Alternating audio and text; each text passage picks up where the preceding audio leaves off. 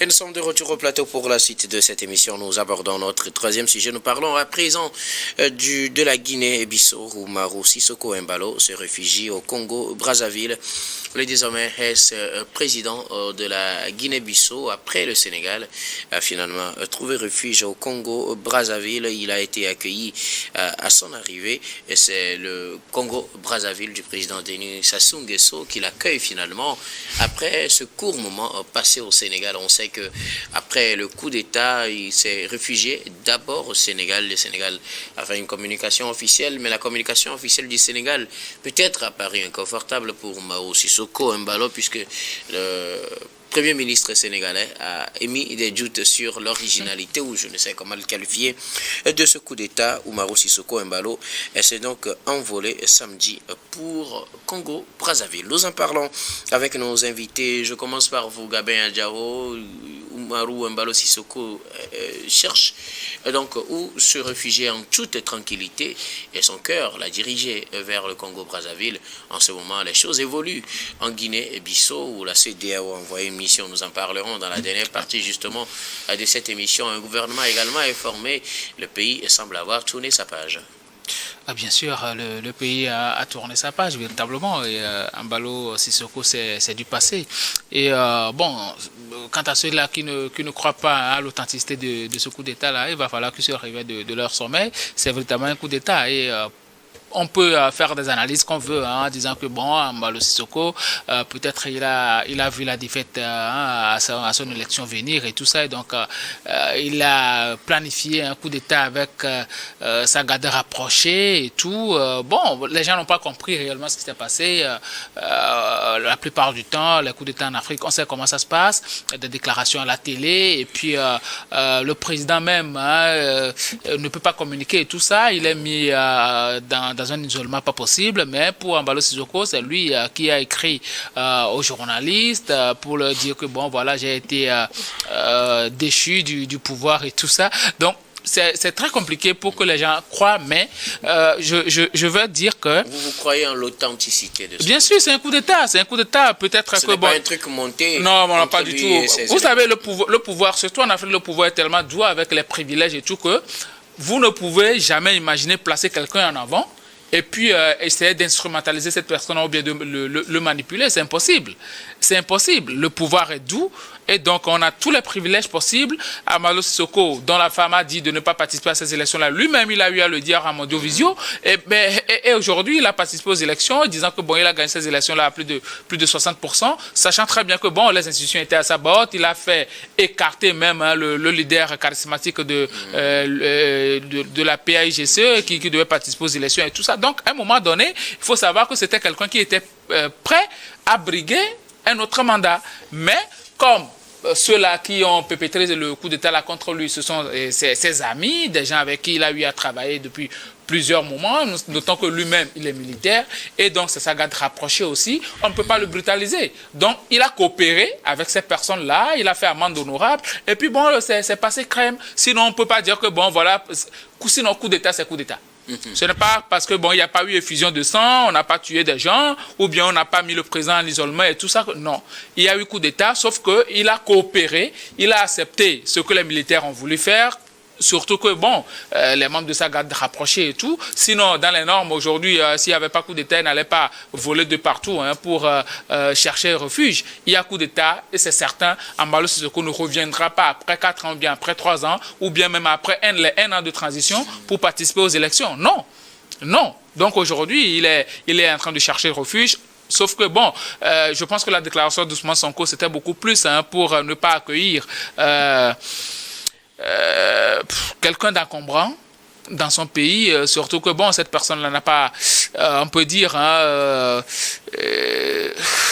comment le dire pour ne pas frustrer ou bien pour ne pas blesser, quelqu'un qui n'a pas un bon aura, qui a eu à dire des choses dans le passé et tout ça concernant les pays de l'AES, ces déclarations, et surtout par rapport au fait que bon, il n'a pas véritablement accepté les reproches des autres pays, les reproches de la CEDEAO même, il n'avait rien voulu savoir par rapport à tout cela. Donc c'était quelqu'un que bon, Ousmane Sonko percevait comme quelqu'un qui est à même d'empêcher la démocratie dans son pays, puisqu'on sait comment il était venu au pouvoir, parce que pour moi, jusqu'au jour d'aujourd'hui, Embalo Sissoko lui-même est un putschiste, parce que lors de sa première élection, ben, le monsieur,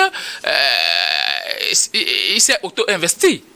Avec quelques franges des militaires d'ailleurs. Il s'était auto-investi, ce n'était pas les institutions de la République qui l'avaient investi. Et donc, pour moi, jusqu'au jour d'aujourd'hui, c'est un putschiste. Et Ousmane Sonko, bon, vu la lutte qu'il a menée jusqu'à ce que le PASTEF soit au pouvoir aujourd'hui, il ne pouvait pas accepter quand même ce genre de personnes. Et surtout par rapport au soutien que cette personne avait accordé, notamment à Macky Sall et tout ça. Donc aujourd'hui, je pense que, bon, Ousmane Sonko, il a raison de faire cette sortie. Maintenant, bon, il a trouvé juste de se réfugier au Congo-Brazzaville. D'ailleurs, c'est tout bien trouvé, hein, parce que là aussi, c'est un autre Paul Biya là-bas, ils peuvent bien s'entendre, et il va rester là-bas, passer son temps très tranquillement, personne ne va le déranger. Tant que Sassou Nguesso sera au pouvoir, personne ne va le déranger. Donc, je pense que sa destination est très bien trouvée. Et bon, lui, contrairement à d'autres personnes, il n'aura pas assez de problèmes pour revenir chez lui parce qu'il a coopéré et tout ça. Le plus important est qu'il arrive à signer les accords et que bon, il ne va plus se mêler des accords politiques parce que celui-là qui est au pouvoir aujourd'hui, lui aussi va tout faire pour pouvoir se présenter là, lors des élections prochaines. Forcément, il va vouloir être candidat et il sera élu pour ne pas se voir mettre les bâtons dans les roues. Bon, il va mettre Embalo Sissoko dans un certain accord pour que bon, ce monsieur-là ne le dérange pas. D'autant plus que, bon, Embalo Sissoko lui-même, c'est quelqu'un de très impopulaire. On l'a vu après les élections législatives où, à l'Assemblée nationale, il n'est même pas majoritaire et tout ça. Donc, il est impopulaire. Vous allez pu constater que, bon, même si les populations n'adoubent pas trop ceux-là qui sont venus aujourd'hui au pouvoir, au moins, ils n'ont pas manifesté même pour réclamer à ce que Embalo Sissoko demeure là, parce qu'on venait quand même de sortir des élections où il dit avoir gagné par plus de 63, quelques %. Donc, au moins, il devait avoir des mouvements pour sa cause. Mais personne n'a rien dit. Donc, je pense que Embalo Sissoko, aujourd'hui, c'est dû passer en Guinée-Bissau. Il est en train de chercher sa refuge. Il a trouvé là où il devait aller, chez Sassou Nguesso, notre dictateur. Il va rester là pendant peut-être le temps que le règne de Sassou Nguesso prenne fait, peut-être comme le cas de Bongo. Merci beaucoup. À vous, Gabin Adjao. Alors, Adama Adjronou du Sénégal et Umaru Sissoko Embalo s'est envolé pour le Congo-Brazzaville dans la nuit du vendredi au samedi. Il a passé un temps éclair juste au Sénégal avant de partir pour le Congo-Brazzaville. En tout cas, dans son actuelle destination, il a quitté le pays à la suite de ce coup d'État qu'il a renversé en cours de semaine dernière. Oui, c'est allé vite et justement, c'est ce qui questionne, puisque lorsque vous prenez les termes de l'expression du président sénégalais, dès l'entame de ce coup d'État-là, personne n'avait vu Embalo quitter d'aussitôt le Sénégal. C'est vrai que Gabin le disait tantôt, puisque l'objet en réalité, c'est qu'il y a eu coup d'État, et lorsqu'on parle de coup d'État, c'est qu'il y a eu rupture des institutions et donc départ du président de la République. Mais justement, il y a lieu également de se questionner sur, en tout cas, le déroulé des événements jusqu'à arriver à ce coup d'État-là. Lui-même a dit pas mal de choses. D'abord, c'est pour la première fois, même si on n'est pas spécialiste des questions de coup d'État ou des questions militaires, nous savons que pour la plupart du temps, en tout cas, l'Afrique de l'Ouest a connu des coups d'État, mais celui de la Guinée questionne énormément, parce que d'abord, il dit, les militaires sont arrivés, ça vous a dit quand même que, étant donné que c'est ça garde... en tout cas rapproché ou sécuritaire, qui a fait le coup de terre. Et lorsqu'on passe, c'est toujours l'armée de terre, et donc dépend en réalité de l'armée de terre. Et donc, lorsque vous voyez le cheminement, c'est normal qu'on puisse véritablement donc aller le prendre à partir du moment où sa garde sécuritaire était donc d'accord. Mais au-delà de ça, il dit, c'est moi qui les a dit de tirer en l'air pour montrer qu'il y a quelque chose qui se passe ici. Parce qu'à partir du moment où vous êtes surpris d'abord par un coup d'État et que c'est vous qui demandez aux gens de tirer pour qu'on sache que quelque chose se passe ici. Donc tout ça là questionne. Et justement, je pense que lorsque vous prenez le Premier ministre, il a dit carrément c'est une combi pour voiler en réalité la vérité des urnes. Et je pense que je suis plus ou moins attiré vers cette version-là. Et d'ailleurs, même si ce n'était pas le cas, pourquoi d'ailleurs même il aurait pu quitter? D'abord, nous voyons d'abord que sur le plan géographique, le Sénégal est très proche de la Guinée-Bissau. Et d'abord, les opposants sont déjà en débandade. Qui sait, on peut retrouver celui même qui a gagné ces élections-là au Sénégal. Et nous savons qu'il peut avoir, en tout cas, des discours amenant, des discours défavorables au président Embalo. Étant donné d'ailleurs même, parce que tout le monde sait qu'il est impopulaire, en témoigne le fait que l'Assemblée nationale ne lui était pas donc acquise, et justement n'était donc pas acquise, et justement a dissous l'Assemblée nationale. Donc on savait que l'impopularité était quand même, était flagrante. L'impopularité d'Umaro Sissoco Embalo était flagrante, et donc ne pouvait pas plus ou moins, sur cette base-là, gagner les élections. Et donc justement, c'est arrivé, bon, c'est quelques coups d'État, on a vu, on organise les élections, etc. On sait que on peut vous renouveler ou pratiquement que vous partez et que c'est à ce moment précis qu'on choisit de faire un coup d'État. Donc tout ceci, question dont moi je pense que son départ du Sénégal ou de Dakar voudrait dire tout simplement qu'il ne voulait pas avoir des amis parce que étant donné que les deux discours étaient diamétralement opposés, le discours du président Diomaye et le discours du Premier ministre. Et à partir du moment où lui-même sait qu'aujourd'hui, nous l'avons dit, étant donné que Diomaye est en pouvoir et les bisbilles qu'il y a eu entre Diomaye et le Premier ministre, on disait que cela devait être à faveur de Diomaye, comme le connaissait davantage, parce que le président a toujours eu cette popularité sur le Premier ministre. Les discours actuels prouvent à suffisance que la plupart des Sénégalais sont pour le Premier ministre Sonko. Cela peut amener la population à dire que voilà, vous avez choisi d'être démocrate, etc. Et justement, vous hébergez quelqu'un qui en réalité a volé des élections ou pratiquement veut voiler ces élections-là et donc a provoqué une sorte de combine de coups d'État. Donc justement, il ne voulait pas vivre, en tout cas ces moments désagréables à Dakar. Voilà pourquoi il a jugé bon de pouvoir donc s'envoler vers le Congo-Brazzaville, où à sa demande, puisqu'il a demandé, au président de Congo-Brazzaville de pouvoir donc l'accueillir, ce qui fut fait. Mais quelque part, nous savons véritablement que tel que les coups d'État se passent, ce n'était pas la même chose que ce qui s'est passé dans ce pays-là et dans sa question et justement ces mouvements actuels. Et lorsque vous prenez son discours, il n'est pas cohérent en réalité de pouvoir donc lever l'équivoque de la combine dont on l'accuse aujourd'hui. Ça veut dire quelque part que, vu l'impopularité de l'homme et vu le fait que lui-même, il n'est pas cohérent dans son discours, moi je pense qu'une combine de coups d'État, comme l'a dit le Premier ministre sénégalais, qui l'a amené donc à quitter Manu Militari Dakar, est d'actualité. Je pense que lorsque vous lisez en réalité ce qui s'est passé, vous pouvez quand même déduire qu'en réalité, qu'il y a combine dans ce coup d'État.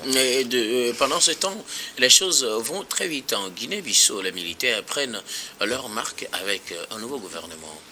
Oui, bien sûr, puisque bon, ce coup d'État-là, ça n'a pas aussi eu des relents avec des circonstances beaucoup plus compliquées. Hein. Donc ça s'est passé très vite. Et donc, bon, ils n'ont pas eu de difficultés devant eux. Donc, ils ont voulu mettre les choses en place rapidement afin de faire la transition et tout. Donc, je pense que c'est une opportunité quand même qui est donnée pour relancer quand même la Guinée-Bissau, ce pays-là. J'espère très bien que, bon, ce n'est pas une guerre des clans, puisqu'on sait très bien que ce pays-là, c'est un pays des narcotrafiquants et tout. Peut-être que, bon, il y a eu des intérêts et tout, et puis, bon, on a voulu dégommer quelqu'un et tout ça. Donc, beaucoup de choses peuvent se passer, mais c'est au peuple d'être très, très, très regardant dans cette histoire-là. Et un peu de retour sur l'accueil de Diomaye Faye, que Diomaye Faye a réservé à Embalo Sissoco. Moi, j'ai été un peu étonné, très étonné que bon, Diomaye Faye ait pu accepter quand même quelqu'un de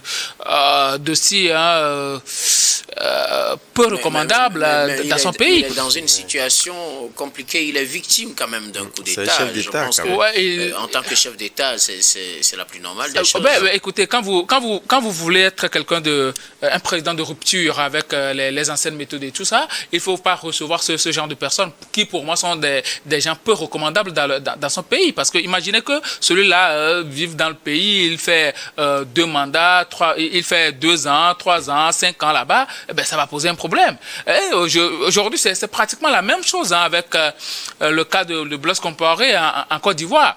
Hein? Vous voyez un peu, aujourd'hui, les Burkinabés sont toujours à l'idée que bon, le régime ivoirien a quelque chose à voir avec tout ce qui se passe au Burkina Faso. Donc aujourd'hui, quand vous recevez ce genre de personnes, des personnes qui ont eu à lutter contre la démocratie, et que vous êtes venu au pouvoir grâce à un combat populaire, et surtout, vous dites que bon, vous voulez être un président de la rupture, il ne faut pas avoir des accointances avec ce genre de personnes. Il faut marquer la différence par rapport à un certain nombre de choses. Heureusement que Sonko était là pour ameuter quand même la population et sortir ce genre de discours pour indisposer Embalo Sissoko qui est ensuite parti. Parce que je sais que très bien que s'il avait insisté à rester au Sénégal, Sonko va persister, insister en sortant de déclarations qui finalement vont avoir raison de lui. Donc aujourd'hui, je pense que la Guinée-Bissau a tourné la page d'Embalo Sissoko. Maintenant, le plus important pour moi, j'espère que ce n'est pas une guerre de clans où les narcotrafiquants veulent prendre contrôle de la gestion du pays.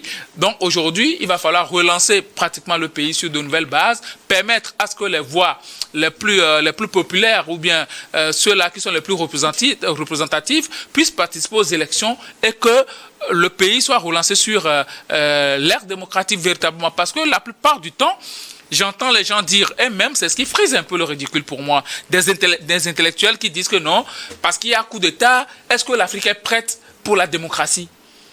Excuse-moi, mais c'est incongru de dire ce genre de choses. Si certains dirigeants venant au pouvoir, les gens sont au pouvoir pendant des années, mais ils ne foutent rien au pouvoir. C'est juste les privilèges. Donc, à cause de ça, on va dire que, bon, est-ce que l'Afrique est prête pour la démocratie? Vous êtes sûr que, bon, Donald Trump ne voudra pas faire 3 mandats, 4 mandats à la tête des États-Unis? Il voudra bien. Mais les institutions, la loi américaine ne lui permettront pas. Et c'est le respect de ces institutions, de ces lois-là, qui font que, bon, la mort dans l'âme, tu vas laisser le pouvoir. Emmanuel Macron, pareil, il voudra bien rester au pouvoir de vitam aeternam, mais il ne peut pas parce qu'il y a la loi qui le lui interdit. À un moment donné, nous, Africains, on doit mettre ça dans la tête.